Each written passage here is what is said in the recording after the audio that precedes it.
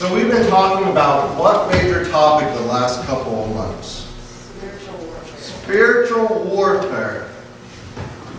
And when we look at that, we talked about how God commands us to be soldiers. Soldiers of the cross. We don't just sit back as Christians and become lackadaisical.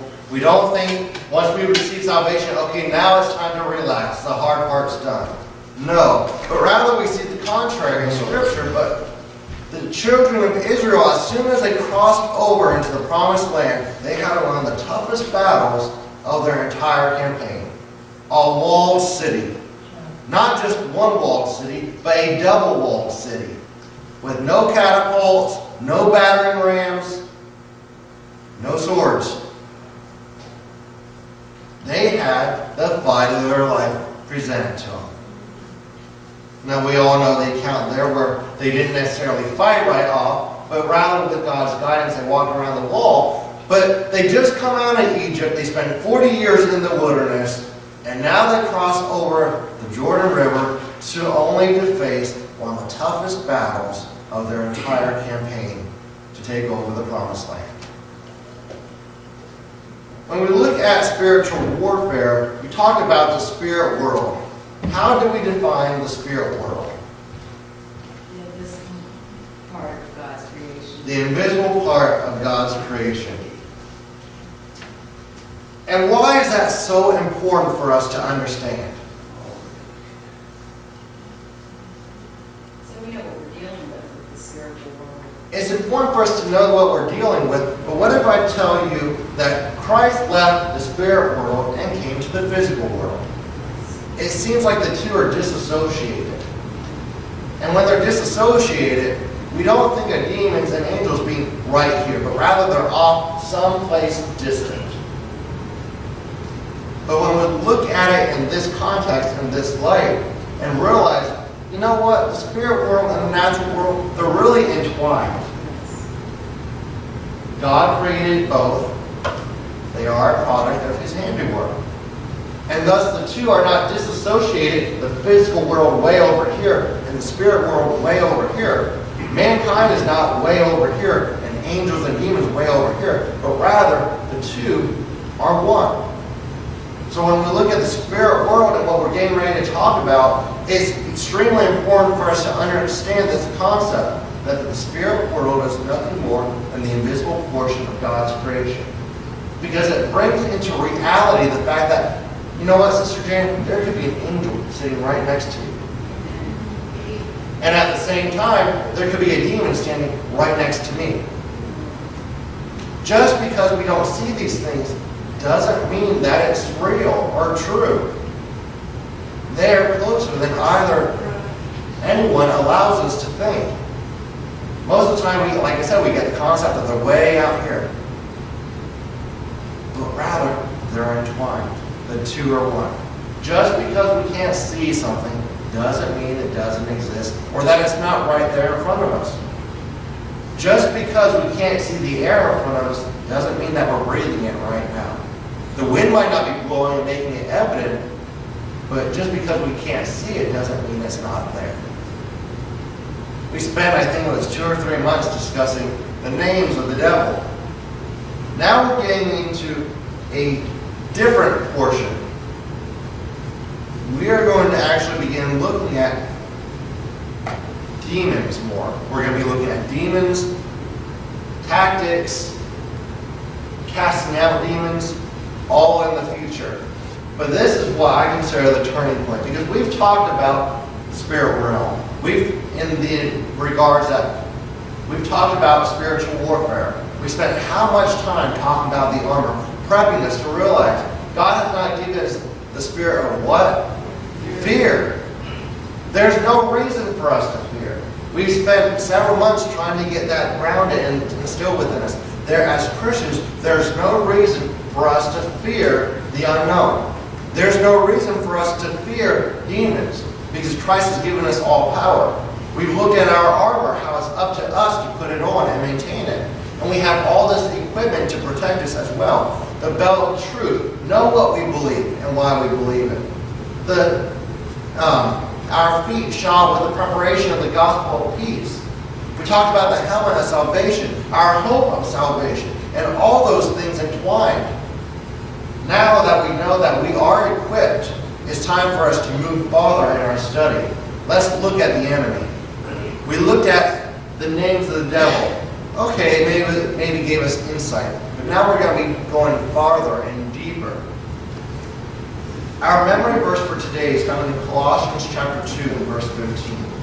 Colossians 2 and verse 15. If someone would please read that.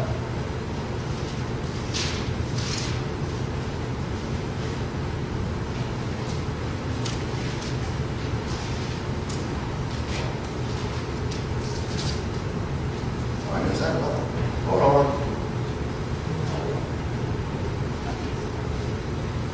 I was looking at verse 5. Never mind. Right passage. Colossians 2:13. Now he spoiled principalities and powers. He made a show of them openly, triumphing over them in it. And having spoiled principalities and powers, he made a show of them openly, a triumphing over them in it. Who's the he in this passage?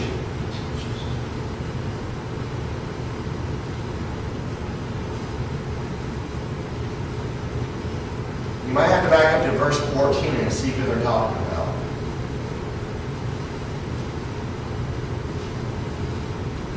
The last phrase should really give it away.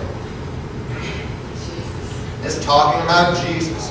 Through his death and his resurrection, more specifically, his resurrection, he spoiled principalities and powers. Who did he spoil? Principalities and powers. Putting it in terms of what we're studying, he made a spoil of demons. He made a show and mockery of his enemies. And he didn't do it privately, but he did it openly. And when he resurrected from the grave, he proved that death had no hold on him. Nothing can hold him back. In the words of my one friend from Bible school, when it comes to demons, he whooped their butts. He was from Africa, and that was his phrase. But he made a show. He made fun of them openly. Said, you don't have anything on me, to put it in today's terminology. Today, we are going to be looking at demons. We are going to be diving into demons. But we're not going to go too deep. Rather, I want to go from this aspect. I want us just to talk about it. I want us to talk about our experiences. What have we experienced? What has God revealed? When it comes to the spirit world, if God would give us insight, what would it look like? We're going to, there was one man's encounter. And how did he first get involved with demons? The Ouija board. And we're not going to spend time and talk about that. If we talk about that, we'll talk about that at a later date if we go there. But that just shows us we need to be careful what we open ourselves up to and what we allow to come into our homes as well. Because what even society pushes off as innocent isn't innocent. I taught about this when I taught soldiers last year, and we're not going to that. Even when it comes to the Ouija board, they make things look innocent. I was on, I think it was Toys R Us website. They are making a pink Ouija board now. I wonder who they're marketing towards, because girls love anything pink. I mean, you can go on the internet, you can find a website where you can play with a free Ouija board. I mean, the devil is out to get us to kill, steal, and destroy, and he's using every means possible. But that was just one man's encounter with demons. Perhaps you all have had experiences in the past with demons, or had experiences. When I said earlier, what is the spirit world, and if God would reveal it to us, what would it appear like? I'm going to give you some time to think about it, because I want us to just have an open discussion. What have been our experiences? Have we had any? And if we have, I'd like us to share it, because once again, when we get to the spirit world, so many times it seems like it's way over here, when it comes to demonic influence or oppression or possession, it seems like it's so far away. Or even as a Christian, when it comes to God revealing things to us, it seems so distant. How many Christians do you know today that talk about, well, I seen that this person's possessed, or I know that this person had a demon cast out of them, or I was praying, God revealed this demon to me. The church world is so far from where it used to be. And I'm not saying that they talk about these things all the time, but in the early church, these were things that took place.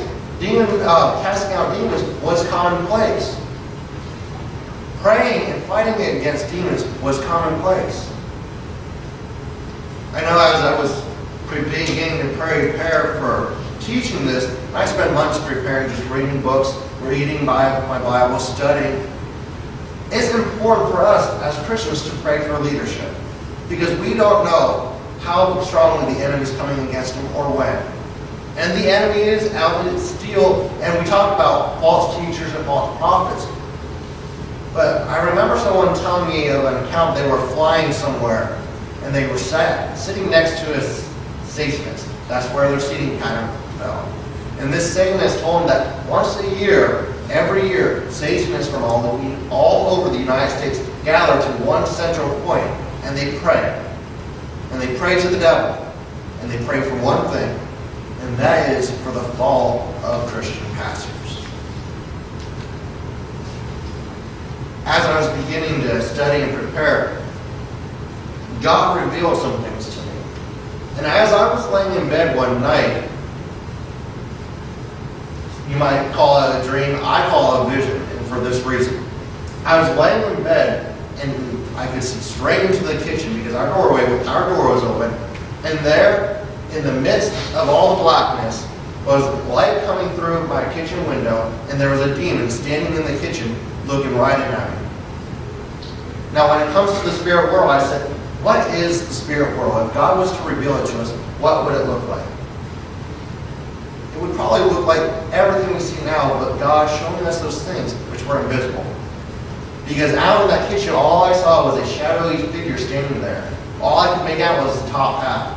The only thing that was different about the environment there was there's a little bit extra light shining in the window than there was normally. And when I say normally, apparently I started rebuking the thing in my sleep because Beth woke me up.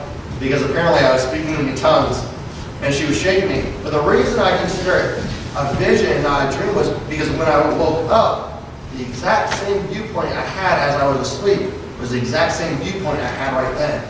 And everything I seen while I was asleep, as soon as I woke up, I was looking directly at that. I saw all the same things, but there was a little bit more light coming through the window when I was asleep. These things we are talking about are real. The enemy is real. What about anyone here? Have you ever had an experience with a demon? Has God ever revealed anything to you? Brother Stephen. Back in 1979 in Iowa College, a good buddy taking a couple kids home, and of course everybody left, so I was there in the dorm by myself. He was taking some kids home from North Carolina. He was just going to go, turn around, and come back, wasn't going to stay there. So I laid down about 9, 10 o'clock at night. I was laying there, deep sleep. I think about 2 o'clock in the morning. I started praying to him. I thought, well, he's in trouble. So I started praying for him. And the doorway had bunk bed, so I was on the top bunk bed facing the wall. And I felt something in the room. It smelled like sulfur. So I turned over to this thing, like something out of a horror movie. Didn't have time to think. It just picked me up. And the only thing I can remember saying is, Jesus, help me. It threw me, picked me up and just threw me on we had a desk there, and there were 2 chairs. It hit the chair with my head, or my eye there. And I turned and it looked at me and it went through the door. It didn't open the door, just went through the door. So I went after it. I wasn't afraid or nothing, I don't know why.